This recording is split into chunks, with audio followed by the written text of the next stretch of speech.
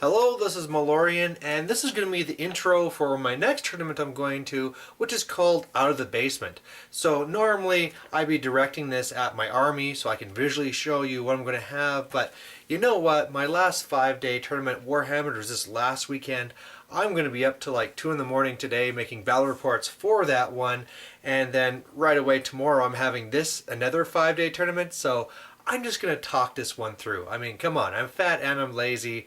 We're just going to have to deal with this. So, like I said, this one here is Out of the Basement, and it's a 2250 5-game tournament here over 2 days, and it's going to be fairly interesting. So, of course, last one, lots of drinking and all this stuff, and this one here, I mean, there's a bar quiz after, and there'll be some drinking as well, but there's no drinking during the event. But it's really supposed to be a really friendly, bringing out painted armies, and it's supposed to be really like that, just not really ard boys or anything like that, just supposed to be more fun.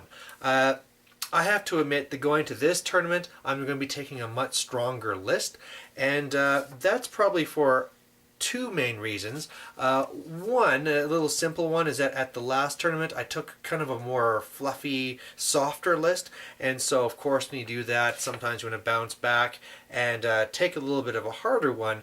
But the other thing is, last year I actually won best overall at this tournament. Hooray, they give beer steins! But it was actually kind of a real controversial win. The main thing was that the comp system, whatever you got for a comp, then was multiplied into your score. And so what you could have is have one person get pretty much massacred, but if they had the softest army and were massacred by the strongest type army, the points were pretty much even. And so pretty much what I did is I just gamed the comp system, got full points, and even though I didn't have the best scores in there, I still got tons of points and was able to win. I mean, it's still won more than I lost, but yeah, it was a little bit controversial. And so, I mean, coming back from something like that, I want to come back strong and try and win it legit. I mean, my army is fairly well painted. I should be getting pretty good scores there. I'm a nice guy, so I'm going to get pretty good sportsmanship scores, but you know, if that's what they want, is to see a stronger game, I'm going to be bringing this stronger list. So what's in the stronger list? Let's go over it. I'm going to have my Orc War Boss. He's going to have the Sword of Bloodshed, Potion of Strength, and Charm Shield. Pretty standard for me, really killy guy with lots of normal attacks for killing normal rank and file, plus if I need to, pop the potion to kill a monster or a character. Something here that I am doing different for the first time is he is just a regular war boss. Normally I go for the Savage for the extra attack and also the ward save, but I'm just trying to cut back some points here, just testing out, see if it's going to bite me in the butt. I got my level 4 Great Orc Shaman with the scroll, just dropping down the foot of Gork all the time. Night Goblin BSB, cheap BSB. I'm going to have 3 Night Goblin big bosses with great weapons, bringing those guys back. And of course they're going to be going into a unit of 49 Night Goblins with spears, banners, and nets. So, I mean, you put those things together, they're basically toughness 5 characters and all those strength 6 great weapons. They are deceivingly a very strong unit. Then, of course, I'm going to have my 40 Biggins, the Savage Orcs, with extra Choppa and Banner, because they're the best unit in the game for Orcs. Have my bunker of the 20 Night Goblin Archers with Banner. Then, of course, I have my 40 Black Orcs with Banner, which is a Flaming Banner, because they're like the second best unit in the whole book. And then here, I'm going to be changing things up. For a lot of parts of 8th, I've said no war machines. I've cut them all out of my list, but now, just like I'm trying to try the whole drop the points from the Savage to try and play things a little bit differently, now that we're seeing more Demigryphs and more Fangs, I'm bringing back my war machines. So I'm going to be running 4 Spear Chukkas and 2 Doom Divers. So, you know, if I see any of that stuff on there, they're going to get decimated. Plus, you know, I've been seeing a lot more dragons. It's not that dragons and monsters are very good, but I think the meta, at least locally, is changing that way, and I just need to be prepared for it. So if something's going to be dropping down these monsters, you know, my Black Orcs can usually kill them no problem, but it'd also be nice if I could be doing some wounds to them before it, so I can be killing it in 1 combat rather than 3 or whatever it takes, or if I'm just ground down and killed. Past this, I'm taking 2 wolf chariots just to help clear out chaff and all this stuff. And then my last thing I'm taking is a stone troll, which I'm going to have to explain in this next part. So, what are the things that they're really changing this tournament that I haven't seen done ever before is normally you see comp like you can't take this, or if you take a strong army, I mean we're going to be like ranking all the armies, you'll get points for how this is. They've taken that all out. They're saying bring whatever list you want. But what they're doing for best general is it's not going to be based off getting wins or anything at all. It's actually going to be based off a list of achievements that you need to try and get during your 5 games.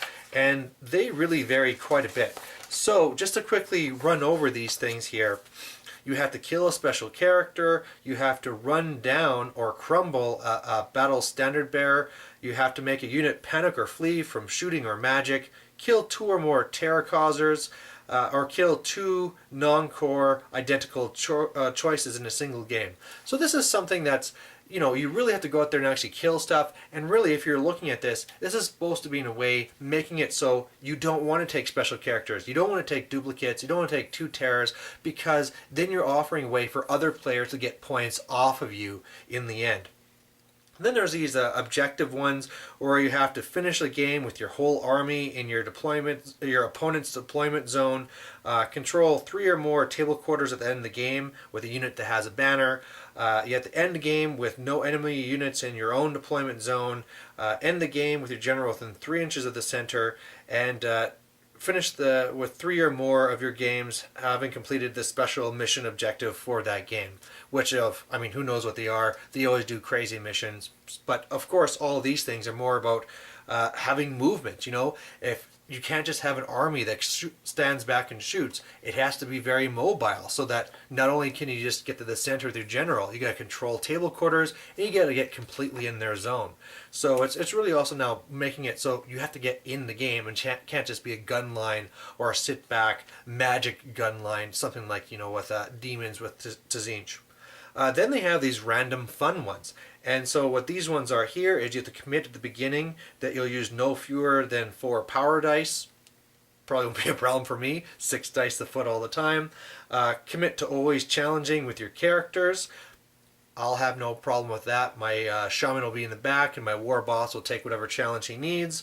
Have a unit in your army that nobody else has. Now this is really comes in for my stone troll. There really are a lot of different units I could have taken that normally you don't see. However, there's a person in this local group here that whenever he brings, well, first of all, there's a good number of orc players, and they're fairly varied. One guy takes a huge savage list, and this other guy that I was starting off with just takes bits of everything. So you really have to kind of go really out there to try and find a unit that nobody else will have. I mean, even snotlings, I'm pretty sure somebody's going to bring. So I'm hoping the stone troll is going to be mine for this free point here.